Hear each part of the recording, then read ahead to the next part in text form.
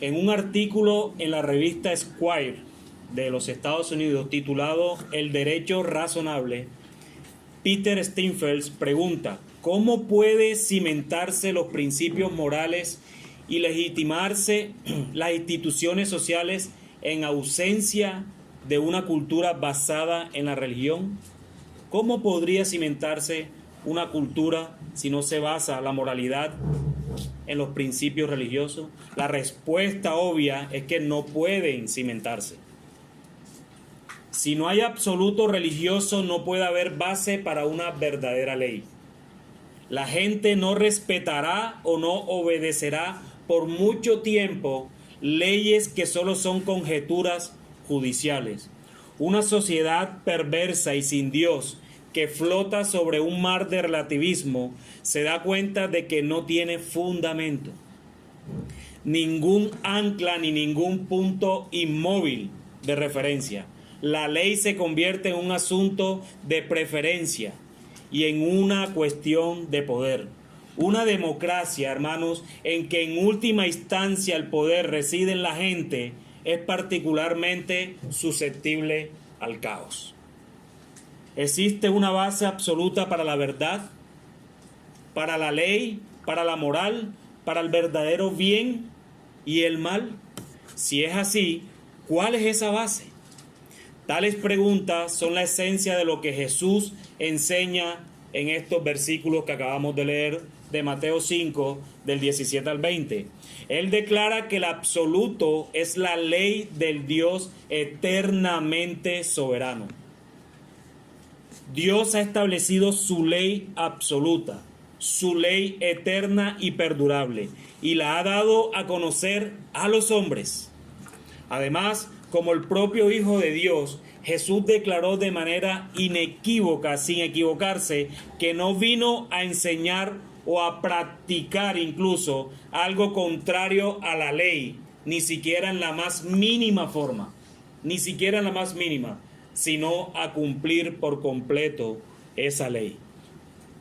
Continuamente oímos la idea de que debido a que los tiempos han cambiado, la Biblia no encaja en nuestro tiempo.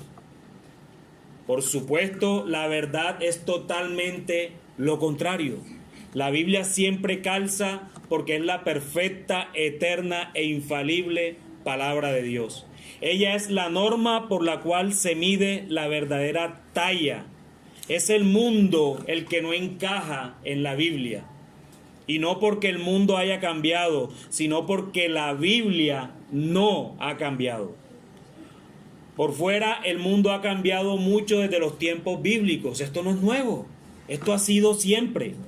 Pero su naturaleza y orientación básica siempre se han opuesto a Dios y nunca se han conformado a su palabra.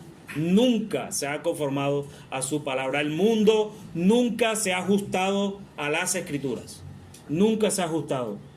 También se propone entonces el argumento de que las Escrituras no son más que una colección de varias ideas humanas acerca de Dios y acerca del bien y del mal. De ahí que la interpretación de una persona haga de la Biblia es tan buena como la que otro hace. Y no hay lugar para el dogmatismo. Aquí lo que tú enseñas no es lo que yo pienso y lo que yo creo y lo que yo puedo interpretar acerca de eso, de ese libro que tú me dices. Los hombres han quedado en libertad de creer o no creer, de seguir o no seguir algunas o todas las escrituras que les convenga. Cada individuo se convierte en su propio juez sobre las escrituras y el resultado final para la mayoría es ignorarla por completo. Sin embargo, es imposible tomar en serio a Jesús sin tomar en serio las Escrituras. Es imposible creer que Jesús declaró la verdad y absoluta o la verdad absoluta y no considerar que las Escrituras sean la verdad absoluta, porque eso es precisamente lo que Jesús enseñó que éstas eran. Jesús dice que la palabra revelada de Dios, es decir, la ley y los profetas, no solo es verdad, sino que es la verdad transmitida con absoluta e inviolable autoridad. Esta es la única verdad que ustedes tienen. Es la única, no es lo que ustedes han hecho, no es lo que ustedes interpreten, no fariseos. Esta es la única verdad y yo vengo a decirles cuál es esa verdad. Es lo que Jesús literalmente le está diciendo aquí a los oyentes del Sermón del Monte. Es en esa autoridad que Él vino para enseñar y ministrar. Y es ante esa autoridad que ordena a los ciudadanos de su reino que se inclinen y obedezcan. Jesús declara: déjenla hablar, dejen que la ley actúe, déjenla que reprenda, déjenla que destruya, déjenla que construya, que corrija, que derrumbe todas las maneras malignas y déjenla que muestre la absoluta, inerrante y perfecta voluntad de Dios y el camino hacia la vida eterna. Hermanos, en la mañana de hoy, en nuestro sermón dominical, el cual he titulado La ley del reino, la ley del rey para su reino. Y quiero aclarar algo, este es el título general, la ley del rey para su reino. Pero este título lo vamos a utilizar durante estos 4 domingos que siguen. La pretensión es mostrarle a través de estos versículos el cumplimiento de esa ley. Y así se llama, el cumplimiento de esa ley, teniendo en cuenta 3 encabezados. El primero de ellos, el cumplimiento de la ley, su preeminencia, versículo 17. El segundo de ellos, el cumplimiento de la ley, su permanencia, versículo 18. Y el tercero de ellos, el cumplimiento de la ley, su propósito, versículos 19 al 20. Como hemos visto, los versículos del 3 al 12, las bienaventuranzas, describen el carácter de los creyentes que son ciudadanos del reino e hijos de Dios, ¿cierto? Hemos mostrado a través de las bienaventuranzas el carácter que todo creyente debería tener o debe tener. Y eso fue claro. Cuando estudiamos el domingo anterior los versículos del 3 al 16, enseñamos acerca de la influencia de los creyentes como sal y luz en la tierra, como luz espiritual de Dios en el mundo corrupto y en tinieblas, ¿cierto? ¿Recuerdan? La sal refrena la corrupción, la luz alumbra en medio de las tinieblas. Básicamente eso fue lo que enseñamos el domingo anterior. Los versículos entonces que nos toca hoy, del 17 al 20, enseñan el fundamento para las cualidades internas de esas bienaventuranzas y para influenciar como sal y luz. El fundamento. ¿Y ese fundamento cuál es? La ley bendita de Dios. Ese es el fundamento, la única norma de justicia y verdad. Entonces comencemos con nuestro primer encabezado. El cumplimiento de la ley, su preeminencia. Versículo 17. Yo vuelvo y lo leo. No penséis que he venido para abrogar la ley o los profetas. No he venido para abrogar, sino para cumplir. La principal preocupación de todo judío fiel en esos tiempos que trataba de evaluar a Jesús era: ¿qué piensa él de la ley? ¿Qué piensa de Moisés y de los profetas? Los dirigentes confrontaron a menudo a Jesús sobre asuntos de la ley. Muchos judíos creían que el Mesías revisaría radicalmente o revocaría radicalmente por completo la ley mosaica y establecería sus propias normas nuevas. Eso era lo que el pueblo judío esperaba de este Mesías. Él ya no viene solo, sino a borrar esa ley tan pesada para nosotros. Y él ahora nos va a dar una más ligera para llevar. Asqueados del demandante e hipócrita legalismo de los fariseos, muchos judíos esperaban que el Mesías trajera una nueva época de libertad de las exigencias onerosas, mecánicas y sin sentido del sistema tradicional puesto por esos judíos, por esos fariseos, por esos maestros de la ley. Hasta los escribas mismos y fariseos comprendían que las normas divinas de justicia eran imposibles de cumplir, lo cual es una razón para que inventaran tradiciones que eran más fáciles que guardar la ley de Dios. Las tradiciones eran más enredadas, eran complicadas y detalladas que la propia ley de Dios, pero en su mayor parte estaban dentro de los límites del logro humano, dentro de lo que el hombre podía hacer mediante su propio poder y recursos. No, vamos a enseñarle al pueblo, vamos a interpretar esa ley y se la ponemos al pueblo de tal manera que ellos sientan y crean que la pueden cumplir fácilmente. Eso era lo que los rabinos hacían de la época, interpretar la ley a tal acomodo que no sintieran la carga y el propósito verdadero de la ley de Dios. Debido a eso, las tradiciones rebajaron de modo invariante e inevitable las normas de la enseñanza bíblica de Dios. Bajaron todo lo estándar de Dios con sus interpretaciones malévolas. Todo el sistema de justificación propia se basa en reducir las normas de Dios y en exaltar la propia bondad imaginada del ser humano. Pronto se hizo entonces evidente que Jesús no encajaba en ninguno de los moldes comunes de esos dirigentes religiosos. Es obvio que él tenía gran respeto por la ley, pero al mismo tiempo enseñaba aspectos completamente opuestos a las tradiciones que esos rabinos habían interpretado durante siglos. Sus enseñanzas no rebajaban las normas bíblicas, sino que las apoyaba en todo sentido.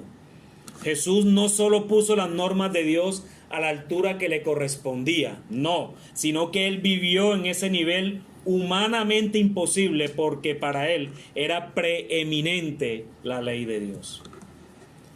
Abrogar significa derribar o destruir por completo. Y es la misma palabra usada para la destrucción del templo, que está en otro texto, y la muerte del cuerpo físico que encontramos en Corintios. Esa palabra abrogar en el griego original es la misma que encontramos en ambos textos, el tema del templo y el tema de la muerte del cuerpo físico. La idea básica es echar abajo y demoler todo hasta el suelo, destruir totalmente. En varios lugares, como aquí, la expresión se usa de modo figurado para indicar convertir en nada. Abrogar es convertir en nada. Jesús no vino a convertir en nada la ley, es lo que le está diciendo. Yo no vine a convertir en nada la ley, o hacerla inútil, o invalidarla. Hacer eso a la ley de Dios es lo contrario de la obra y de la enseñanza de Jesús. Jesús hizo totalmente lo contrario a lo que los judíos de la época creían que él venía a hacer. En el resto del versículo 17, Jesús se centra entonces en la preeminencia de la ley como la palabra perfecta, eterna y totalmente autorizada por Dios. Por implicación sugiere más o menos 3 razones para esa preeminencia. Esa preeminencia, en primer lugar, es que es creada por Dios. En segundo lugar, que es afirmada por los profetas. Y en tercer lugar, que es cumplida por Cristo. La ley es preeminente, en primer lugar, porque es creada por Dios. Al incluir el artículo definido la, Jesús dejó en claro para sus oyentes judíos de qué ley estaba hablando. Era la ley de Dios. No una ley, sino la ley de Dios. La entrega de los 10 mandamientos a Moisés en el monte Sinaí fue precedida por la declaración: y habló Dios todas estas palabras diciendo, en Éxodo capítulo 20, versículo 1. La ley dada allí es la única ley porque el Señor es el único Dios. Es la ley de Dios. El Señor no cambia y su ley no cambia. No cambia para satisfacer los caprichos de una sociedad o ni siquiera de los teólogos. No se entregó para que se adaptara o se modificara, sino para que se obedeciera. La ley no fue dada para tu interpretación personal. No, la ley fue dada para obedecerla. No fue dada para que se adaptara a la voluntad nuestra, sino para que se adaptara y se revelara realmente la voluntad de Dios. Los judíos de esa época se referían a la ley en 4 formas diferentes. En el sentido más limitado se usaba para describir los 10 mandamientos. Cuando decían ley, cuando ellos usaban la palabra ley, podrían referirse a cualquiera de estas 4 partes. La primera, en el sentido más limitado, a los 10 mandamientos dados a Moisés en Sinaí. En un sentido más amplio, se usaba para el Pentateuco, los 5 primeros libros de las Escrituras, escrito por Moisés. En un sentido aún más amplio a ese, se usaba para hablar de todas las escrituras, las que ahora llamamos el Antiguo Testamento. Sin embargo, el cuarto uso, y el más común en esa época rabínica, en esa época de los judíos, era una referencia a las tradiciones rabínicas y de los escribas, los miles de requisitos detallados y externos que ensombrecían la palabra revelada de Dios y que las tradiciones pretendían interpretar. Ya para esa época, después de tantos años, ya para ellos, cuando le hablaban de ley, hablaban de las tradiciones que los mismos hombres habían inventado.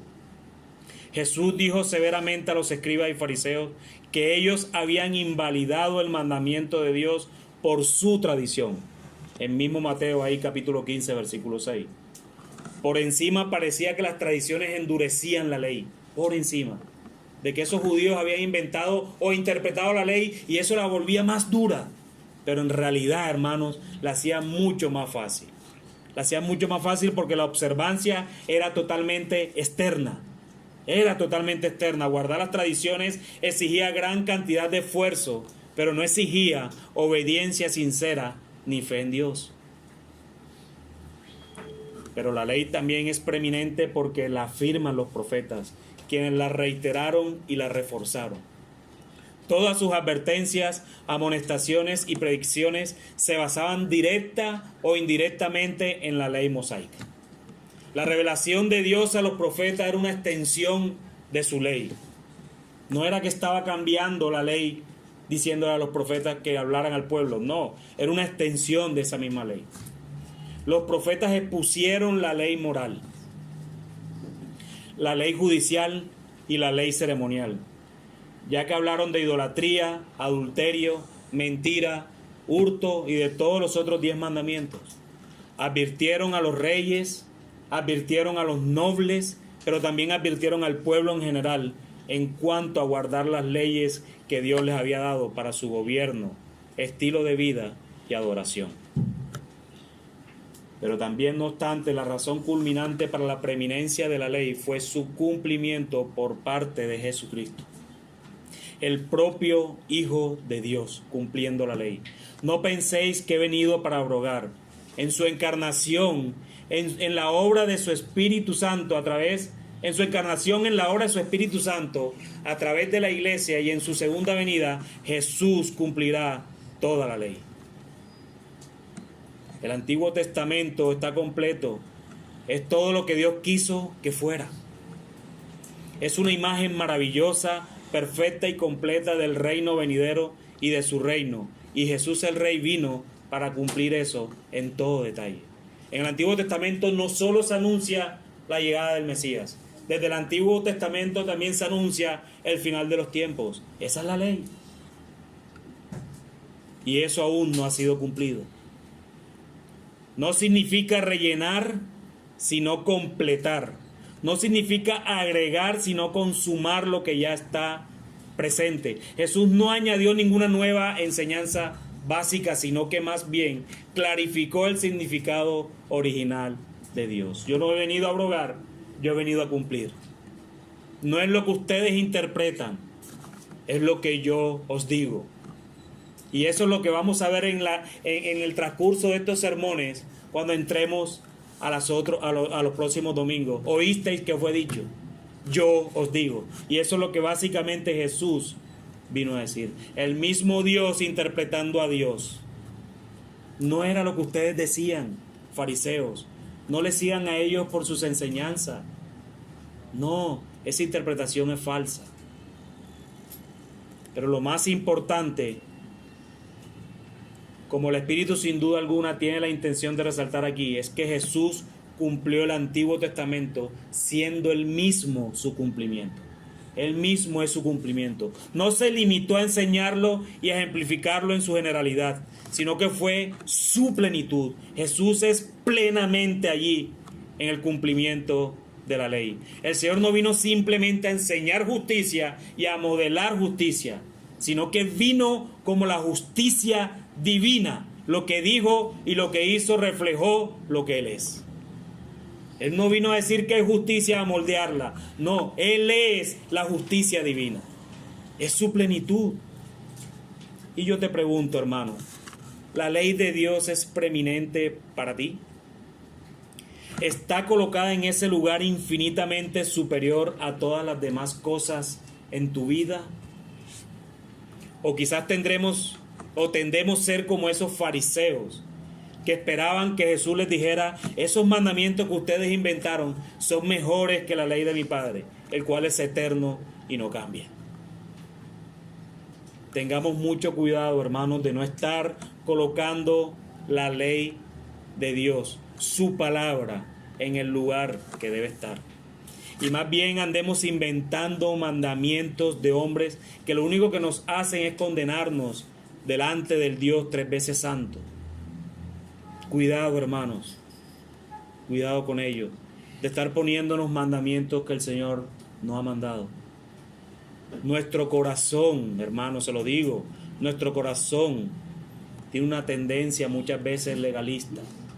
Y esa era la tendencia de los fariseos de la época, de los escribas de la época. Y esa época hoy también se vuelve en el pueblo de Dios. Muchas veces tendemos a ser legalistas, a estar colocando sobre los hombros de la iglesia cargas que el Señor no ha dicho. Tienes que hacer esto, tienes que hacer esto, tienes que hacer lo otro. Cuidado, hermanos, con eso. Cuidado. Porque todo mandamiento de hombre tiene un propósito externo nada más. Mientras que todo mandamiento de Dios penetra directamente en el corazón. No obstante, hermanos, la ley no solo fue preeminente porque fue creada por Dios, afirmada por los profetas y cumplida por Cristo, sino que la ley también es permanente, es preeminente y es permanente. Y es esto lo que nos lleva al segundo punto, el cumplimiento de la ley, su permanencia. Versículo 18.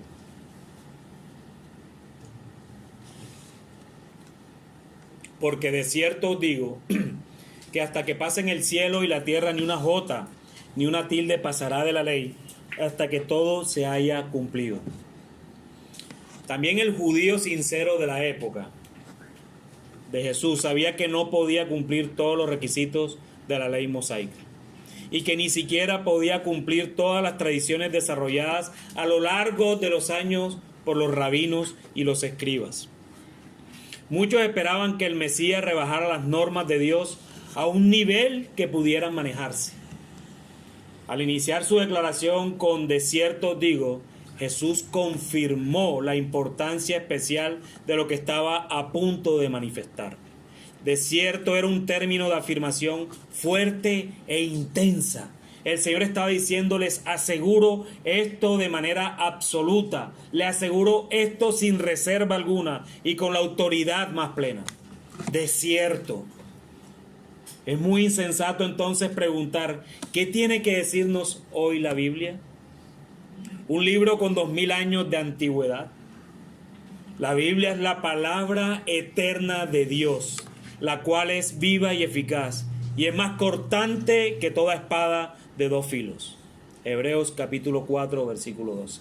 Por mucho tiempo ha precedido y excederá en duración a toda persona que cuestiona su validez y relevancia. Mi hermano, muchos han muerto. ¿Cuántos hombres durante toda la era de la humanidad han muerto desde el inicio? Miles de millones, pero la Biblia permanece. La palabra de Dios permanece. A pesar de ti, a pesar de mí, a pesar de tantos hombres también impíos, a pesar de toda la cantidad de ateos que puedan haber en el mundo, a pesar de todos ellos que han tratado de hablar mal de ella, aún permanece. Aún permanece.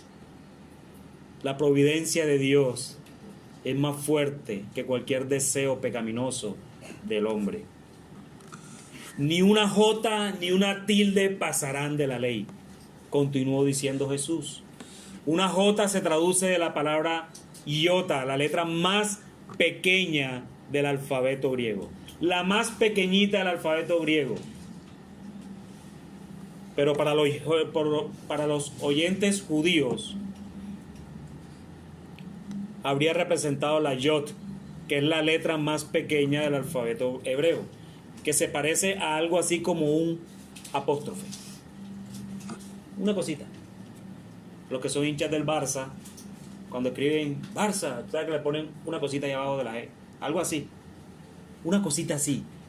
Es de lo que el Señor les está diciendo. Ni un apóstrofe. Pero no solo una J, sino una tilde, que literalmente significa un cuerno pequeño. Un cuerno pequeño. Y se refiere a las pequeñas marcas que ayudan a distinguir una letra hebrea de la otra. Una pequeña extensión. Es posible aquí en nuestro argot, pones la O aquí y pones la O acá. Y le haces la colita aquí. ¿Qué letra es? La A, cierto, la A porque le estoy haciendo... ¿Quién dijo U? Hermana, hay que ir a clase de español.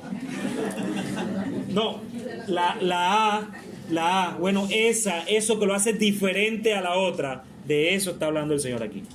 Algo que hay adicional que al parecer no hace ningún daño, pero hace un daño terrible, porque el Señor está diciendo que ni una J, ni una tilde de esas cambiarás de la ley. Esto es tan serio, hermanos, que incluso cuando hablamos y tratamos de parafrasear la Biblia debemos tener cuidado de cómo la parafraseamos, porque realmente eso es lo que hacían los judíos de la época, los fariseos. Ellos parafraseaban y trataban, y al final terminaban era dándole una interpretación diferente a lo que la verdadera y el propósito único de la ley tenía. En otras palabras, no solo que la letra más pequeña no será borrada, sino que incluso la parte más pequeña de una letra no se borrará de la ley. Ni siquiera la parte más pequeña y al parecer la más insignificante de la palabra de Dios será quitada o modificada hasta que todo se haya cumplido. Hasta que todo se haya cumplido.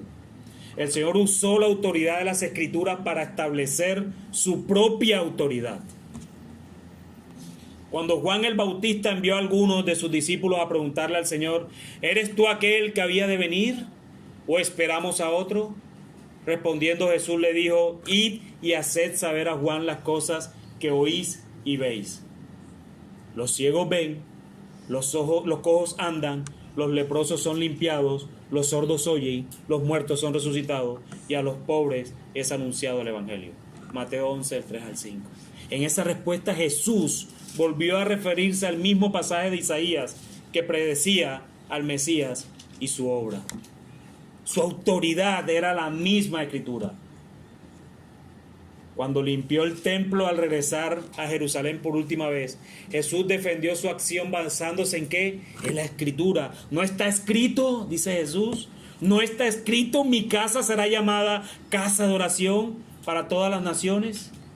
Mas vosotros la habéis hecho cueva de ladrones. Es imposible aceptar la autoridad de Cristo sin aceptar la autoridad de las Escrituras y viceversa.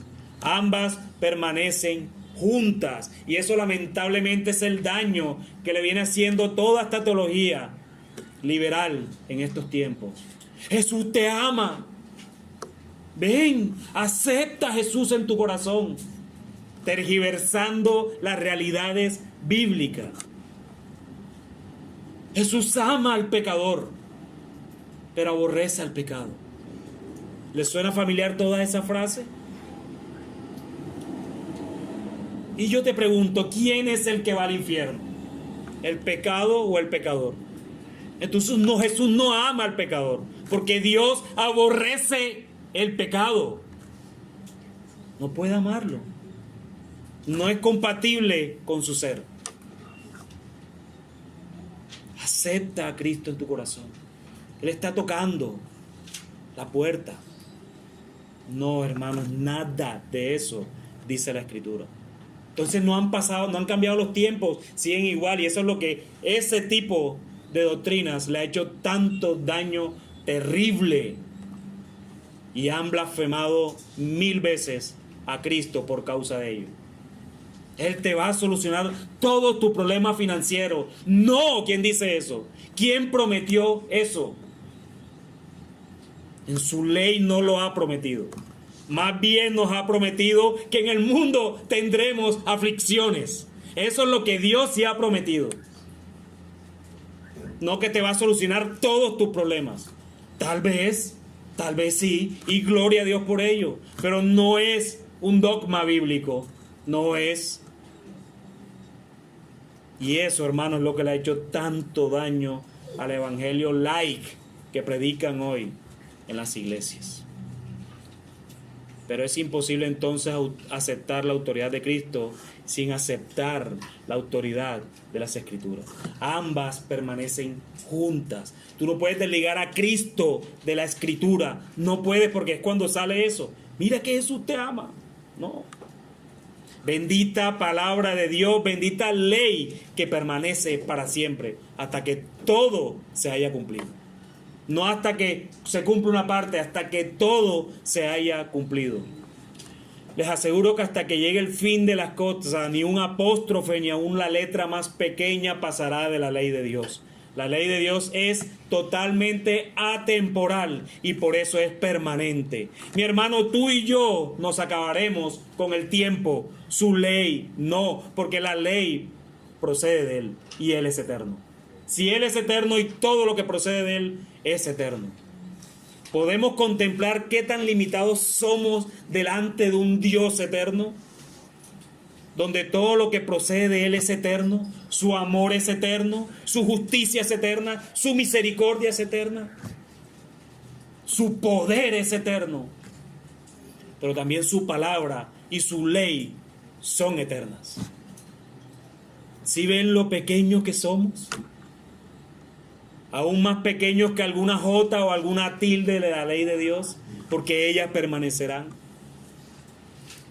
Tú, amigo que estás en este lugar y que no conoces a Cristo, quiero que contemples lo pequeño que eres delante del Creador de tu vida. Lo inútil que pueden ser tus esfuerzos en querer salvarte por ti mismo en este mundo temporal, delante de un Dios que es eternamente atemporal. Tú y yo estamos dentro del tiempo. Nuestro Dios trino y todo lo que de Él proviene está por encima del tiempo. ¿Saben por qué? Porque Él es el creador del tiempo. Dios creó todas las cosas. Su ley es eterna y permanece para siempre. Todo pasará y su ley permanece hasta que todo se haya cumplido. Jesús se lo manifestó a sus oyentes de la época que buscaban y querían que esas demandas de la ley fueran reducidas. Y esto aplica igual para nosotros, hermanos. Jesús dijo que ni una tilde ni una jota se mueve de la ley hasta que todo se haya cumplido. Y aún no se ha cumplido todo. No se ha cumplido todo. Así que la ley de Dios es permanente. Pero la ley de Dios no es solo preeminente y permanente, sino que también tiene un propósito. Y es eso lo que nos lleva a nuestro tercer encabezado, versículos 19 y 20.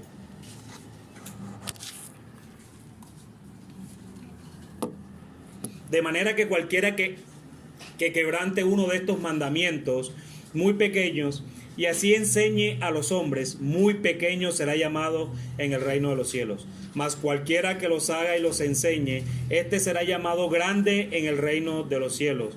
Porque os digo que si vuestra justicia no fuere mayor de la que la de los escribas y fariseos, no entraréis en el reino de los cielos. La expresión, en los primeros 2 versículos vemos cómo Jesús está delante de la ley, ¿cierto? Vimos a un Jesús que le dice al pueblo ni una jota ni una tilde. Y vimos a un Jesús que dice, yo vine a cumplir, no a abrogar. Pero en estos 2 últimos textos vemos entonces cómo nos vemos nosotros como cristianos delante de la ley. La expresión de manera que introduce la deducción a la que Jesús lleva a sus discípulos y que es consecuencia de la validez permanente de la ley y de su propia actitud con respecto a ella. Revela una conexión vital entre la ley de Dios y el reino de Dios. Él es la ley, esta es la ley, este es mi reino, y todo va así. Él no ha venido a abrogar la ley, sino a cumplirla. Y ni una jota ni una tilde pasará de la ley hasta que todo se haya cumplido. De manera que la grandeza en el reino de Dios se medirá según uno se conforme o no a la ley. No basta la obediencia personal, sino también enseñarla como discípulos cristianos. También tienen que enseñar a otros la naturaleza permanente, obligatoria de los mandamientos de la ley. Es cierto que no todos los mandamientos tienen el mismo peso. No obstante, hasta uno de los más pequeños de estos mandamientos, precisamente porque se trata de uno de los mandamientos de Dios el Rey, es importante. Aún el más pequeño es importante. Rebajarlo, quitarle rigurosidad, por ejemplo, perder su control sobre nuestra conciencia y su autoridad en nuestra vida, es una ofensa al Dios de cuya ley se trata. Desatender el mandamiento más pequeño de la ley, sea en obediencia o en instrucción, es degradarse uno mismo en un sujeto más pequeño en el reino. Eso es lo que Jesús les está enseñando en ese texto. La grandeza en el reino le pertenece a aquellos que son fieles en hacer y enseñar toda la ley moral de Dios. La grandeza en el reino de Cristo, escribió Spurgeon, está ordenada de acuerdo con la obediencia. Cúmplanla, enséñela. No la abrogues, no la quites, cúmplela y enséñala. Si tú quitas algo, serás llamado pequeño. Si no, serás llamado grande en el reino de los cielos. Debido a ignorancia, malentendidos o indiferencia absoluta, los creyentes se encuentran razones para hacer que los mandatos de Dios sean menos exigentes de lo que son. Pero cuando un cristiano deja de reverenciar y obedecer la palabra de Dios, incluso en el más mínimo grado, en ese aspecto no está pareciéndose a Cristo. No está pareciéndose a Cristo, porque aquello es algo que Cristo nunca hizo. Cristo, aún en los mandamientos más pequeños, obedeció, los cumplió. El resultado positivo es que cualquiera que los haga y los enseñe, entonces este será llamado grande en el reino de los cielos. Jesús vuelve a mencionar aquí los dos aspectos de hacer y enseñar. Si tú niegas alguno y lo enseñas, serás llamado pequeño. Pero si tú lo haces y lo enseñas, serás llamado grande. Los ciudadanos del reino deben guardar todas las partes de la ley de Dios, tanto en su vida como en su enseñanza. La promesa de Jesús no es simplemente para grandes maestros como Pablo, como Agustín de Hipona, como Lutero, como Wesley, como Spurgeon. No, como Súgel, no, como Miguel, no. Su promesa se aplica a todo creyente, ahí entro yo, mi hermano, a todo creyente que enseñe a otros a obedecer la palabra de Dios cuando de manera fiel, de manera cuidadosa y amorosa, vive mediante esa palabra y habla de ella, hermanos. No es para los grandes expositores de la Biblia, es para todos los creyentes en el mundo entero, en toda la era de la humanidad. Es para todos, hermanos. No todo creyente tiene el don de enseñar las profundas doctrinas de la Biblia, pero todos están llamados a enseñar la correcta actitud hacia la palabra, y pueden hacerlo porque el Espíritu Santo nos dota para hacer eso. El Espíritu Santo te dota, hermano. No tienes excusa. Y si tú crees que no has sido dotado por el Espíritu Santo, entonces, hermano, yo te ruego por los méritos de Cristo, que te examines si no has sido dotado por el Espíritu Santo para enseñar estas cosas. Pero luego Jesús concluye con el propósito fuerte y fundamental de la justicia. Y yo creo, yo no estuve ahí, obviamente, estoy aquí, pero yo no sé cómo se sintieron, porque en medio de ese pueblo tuvo que haber escribas y fariseos, evidentemente. Y cómo se habrán sentido esos señores allí cuando Jesús dice: porque os digo que si vuestra justicia no fuere mayor que la de los escribas y fariseos, no entraréis en el reino de los cielos. Yo me hubiese erizado, hermano, del miedo que estos hombres habrán sentido. ¿Y quién es él para decir lo que está diciendo? Increíble. Y yo me imagino el resto del pueblo mirando. Uy, tanto que se las pica, mira. Increíble. Jesús contó una parábola a unos que confiaban en sí mismos como justos y menospreciaban a los otros. En esa conocida historia, un fariseo por un lado y un recaudador de impuestos por el otro fueron al templo a orar. El fariseo oró lleno de arrogancia moral: Dios, yo te doy gracias porque no soy como los otros hombres, ladrones, injustos, adúlteros, ni aun como este publicano que está delante de ti. Ayuno 2 veces a la semana, doy diezmo de todo lo que gano. Mas el publicano, hermanos, estando lejos, no quería ni aun alzar sus ojos al cielo, sino que se golpeaba el pecho diciendo: Dios, sé propicio a mí, porque yo soy pecador. Sé propicio a mí, Señor. Entonces Jesús, ¿qué concluyó de esa parábola? Os digo que éste descendió a su casa justificado antes que el otro. Dios justificó al publicano, porque cualquiera que se enaltece como el fariseo será humillado, y el que se humilla como el publicano será enaltecido. El individuo menos apreciado y más odiado en la sociedad judía era el recaudador de impuestos, los publicanos. Un publicano era un judío que se había vendido a Roma. Un publicano era judío que se había vendido a Roma a fin de recaudar impuestos de sus hermanos judíos. Pero lo que pasa es que este publicano extorsionaba todo lo que podía obtener de la gente, quedándose con todo lo que hurtaba por sobre lo que Roma le exigía. A Roma le doy su parte y el resto es mío. Por dinero había abandonado toda lealtad nacional, social, familiar y religiosa de la época. Por otra parte, en cambio, el fariseo era el modelo de judío, sumamente religioso, una persona moral y respetable en la sociedad. Sin embargo, Jesús manifestó que a pesar de la traición y el pecado del recaudador de impuestos, éste sería justificado por Dios debido a su fe arrepentida, mientras que el fariseo, a pesar de su alta moral y religiosidad, sería condenado porque confiaba en su propia justicia y en sus buenas obras. Y a eso es lo que Jesús apunta: que su justicia sea mayor que la de los fariseos y publicanos, porque ellos solo hacían obras externas para ser vistas por todo el mundo. Y Jesús contestó eso en algún momento: de cierto os digo que ahí tienen su recompensa. Eso es lo que tú quieres, que la gente te admire, ahí tienes tu recompensa. Eso es lo que tú quieres, que la gente te respete, ahí tienes tu recompensa. Esa es la recompensa de la que habla el Señor. Recompensa externa. Pero tú entra en tu aposento. Entra en tu aposento y serás exaltado en público.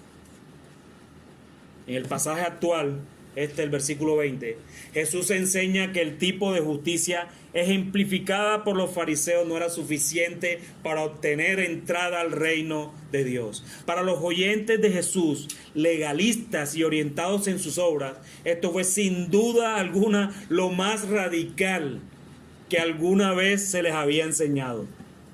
Yo no me imagino esa escena. Si los fariseos, meticulosamente entonces religiosos y morales, no podían entrar al cielo, según lo que declaraba el Mesías en ese momento, entonces ¿quién podría entrar? Si ese ejemplo de personas, los más morales del mundo, no podían entrar al cielo, yo me imagino la gente se podría preguntar: si ellos no pueden, entonces ¿quién puede entrar al cielo?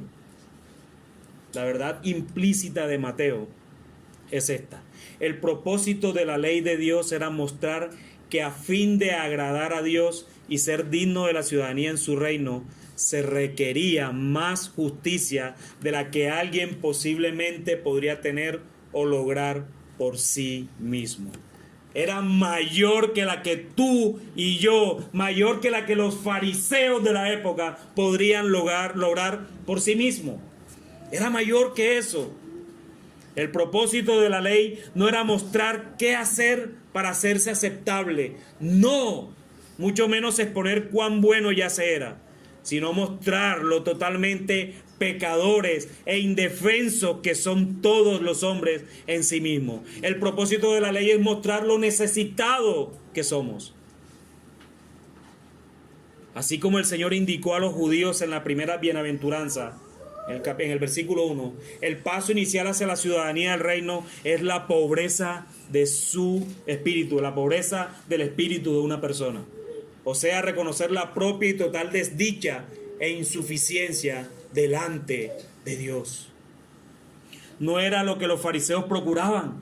La norma de justicia que los escribas y fariseos enseñaban y practicaban difería de la justicia de Dios en varias maneras importantes.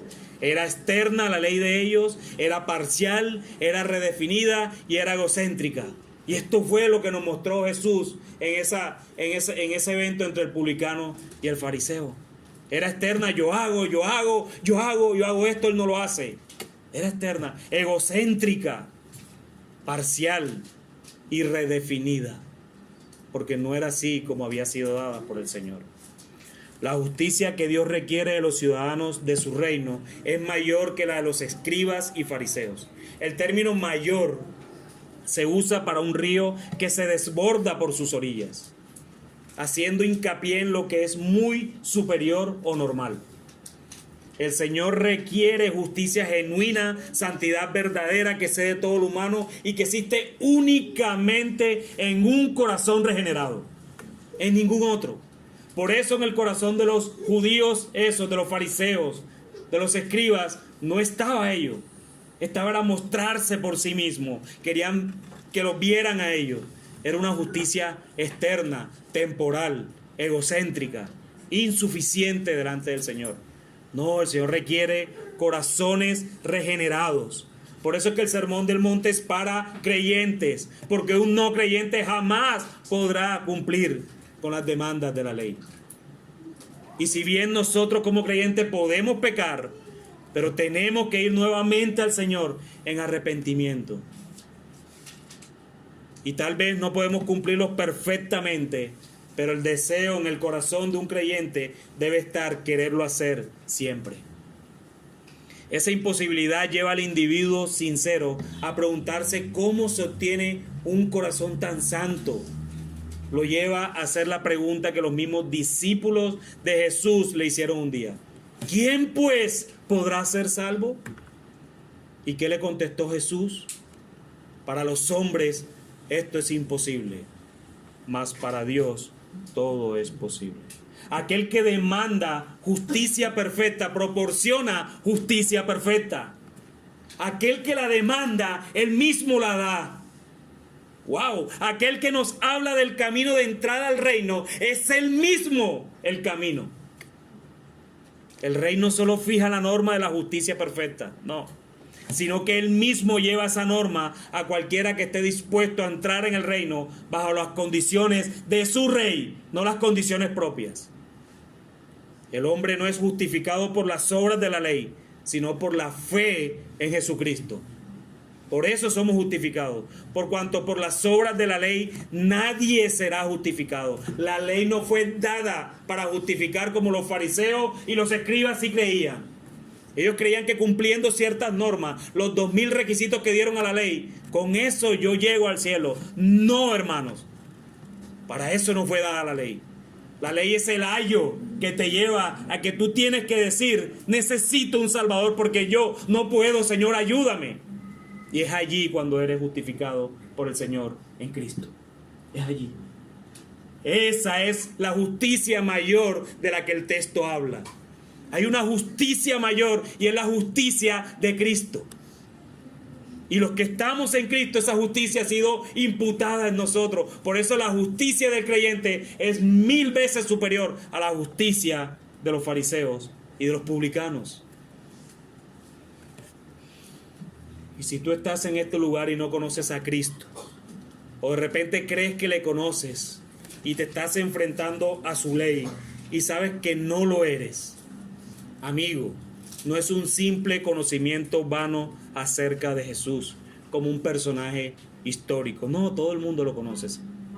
No, amigo, es acerca de la segunda persona de la Trinidad, el Dios encarnado, la ley encarnada, el Mesías prometido.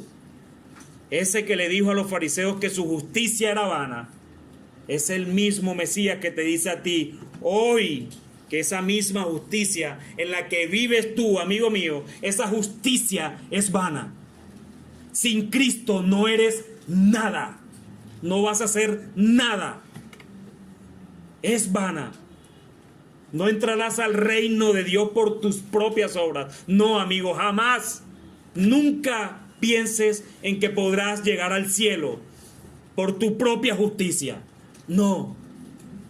Necesitas una justicia mayor que esa. Necesitas a alguien que haya cumplido con todas esas demandas de la ley, que las haya cumplido perfectamente y que aún así haya sido entregado como un ladrón, como un pecador.